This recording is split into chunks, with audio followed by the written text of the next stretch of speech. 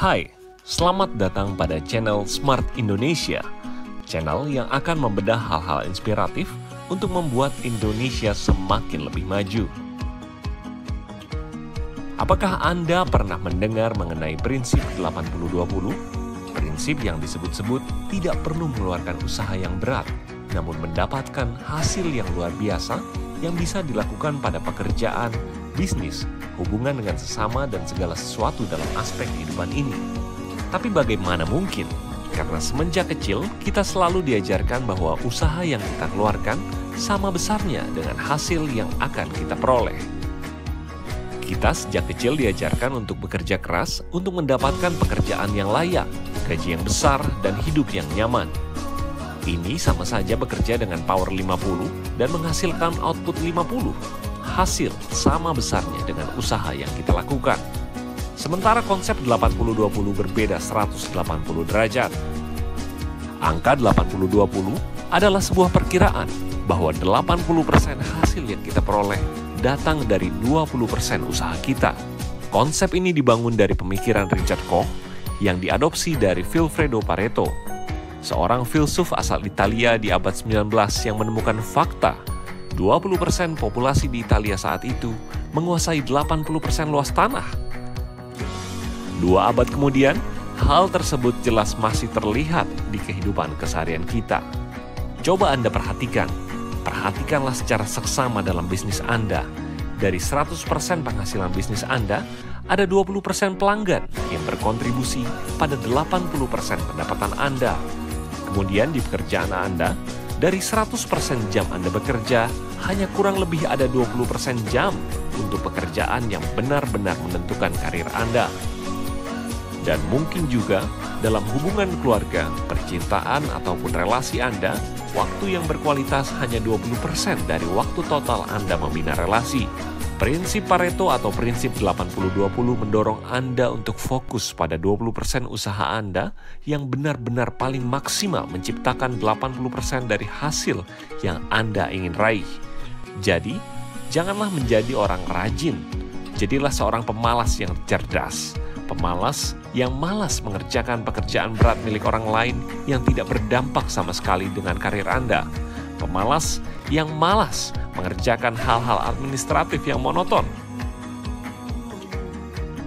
Jadilah seorang pemalas yang cerdas. Richard Koch menyatakan hanya ada 4 tipe pegawai dalam suatu perusahaan. Dan saya yakin Anda bisa melihat ini di tempat pekerjaan Anda. Pertama, pegawai yang malas sekaligus bodoh. Biarkanlah mereka tidak berbahaya sama sekali.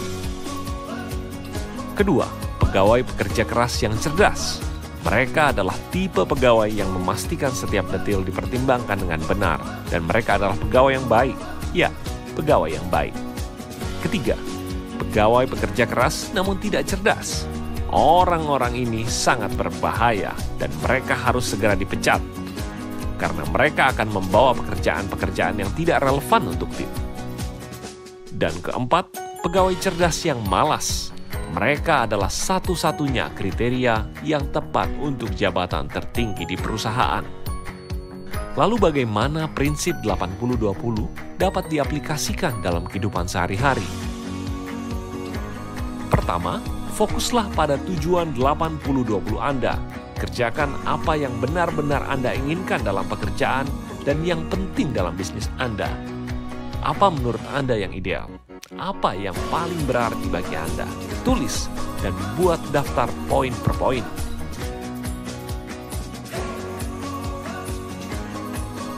Langkah kedua adalah temukan rute 80-20 Anda.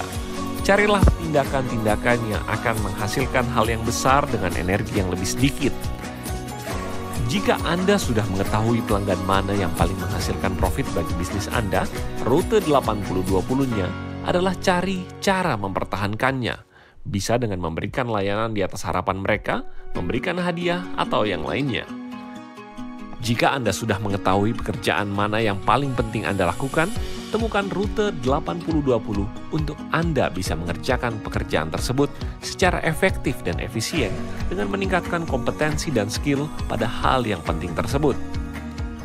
Dan yang ketiga adalah lakukan tindakan 80-20 Anda. Inilah jawaban mengapa banyak orang di puncak organisasi perusahaan bukanlah orang yang rajin, namun mereka yang malas tapi cerdas. Cerdas dalam mengelola waktu secara efektif dan efisien.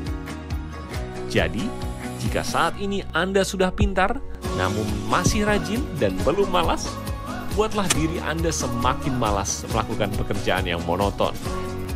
Tapi terus tingkatkan level kecerdasan Anda, karena malas dan cerdas akan membawa Anda ke anak tangga tertinggi dalam kehidupan Anda. Jangan lupa untuk dukung terus channel ini dengan subscribe, like, komen, dan share untuk membuat Indonesia semakin lebih maju lagi.